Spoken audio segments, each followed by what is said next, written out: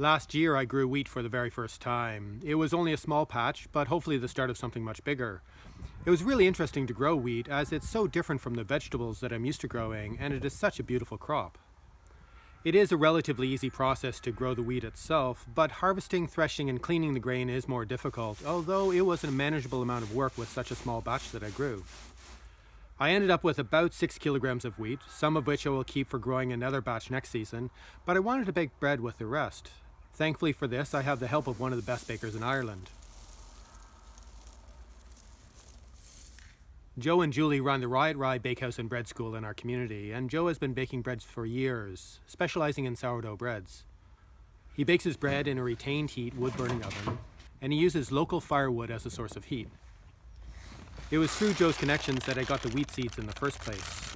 It is a diverse population of varieties, and the aim is to eventually develop a landrace population of wheat that is adapted to the Clough-Jordan soils and climate.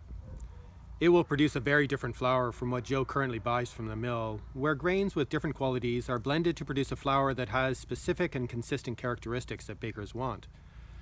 This wheat that I grew is different. It has unknown properties, and each batch or season's harvest will vary in quality and characteristics, and no doubt will benefit from different methods of baking.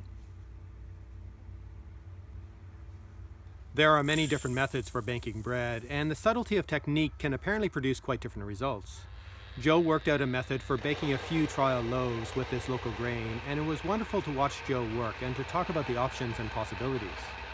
Of course, to start with, the grain was ground into a wholemeal flour. A portion of this flour was mixed with some water and some sourdough starter to make a stiff levain, which was left to ferment overnight. Another small amount was mixed in with hot water and whisked to produce a gelatinized mix, which will change the texture of the loaf. The rest of the water and flour was mixed in and left to soak overnight to soften the flour. The next morning, the levain was mixed in with the rest of the flour, salt was added, and the dough was set aside to rest. Rather than kneading the dough at one time, Joe decided to stretch and fold the dough and then allow it to rest, repeating the process several times.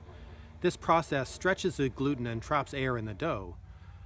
After 4 rounds of stretching and folding, the dough was divided, shaped into loaves, placed into tins, and set aside to rise for a while. Then they were baked in the oven until the loaves had the right internal temperature. We then had to be patient enough to wait until they were cool and had finished baking before slicing into them.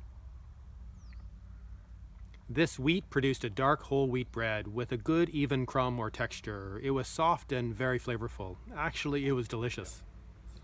It felt like a really important moment to savor. The first loaf of bread produced from locally grown wheat, baked with local sustainable energy. So the wheat, water, energy, skills, and knowledge was all local. Only the salt and a bit of the flour and the sourdough starter were imported from outside the local area. Both Joe and I felt that this was quite an achievement, and of course we wanted to share it with others. So I served this bread as part of a big feast in our house with a bowl of squash soup from the gardens. This was a small but important step for us, the beginning of a long journey to where we can produce abundant amounts of local wheat. Growing wheat in any quantity is much more difficult than with vegetables. When growing anything larger than a small patch, harvesting and threshing requires mechanization or a huge amount of manual labor and good drying conditions which we don't normally get in Ireland.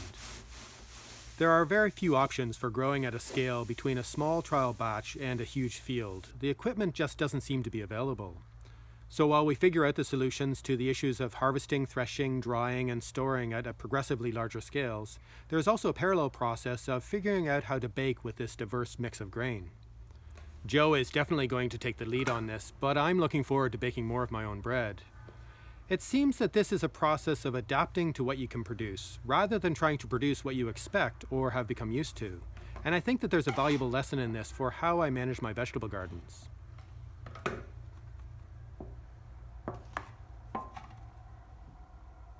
This is the first video that I've uploaded in a while after a break and a trip home to Canada, and I thought I'd start with something different. I hope you liked it. If this is the first time you've seen one of my videos, I hope you'll subscribe to my channel and check out some of the other videos that I've uploaded. I'm really looking forward to this coming season with all the different explorations in the Red Gardens and in the Black Plot, and I've got plans for lots of different videos throughout the entire season. If you'd like to support me in this project and to ensure that I've got enough financial funding to be able to continue to make videos like this, please check out my Patreon page linked here or in the description below. But most importantly, thank you for watching.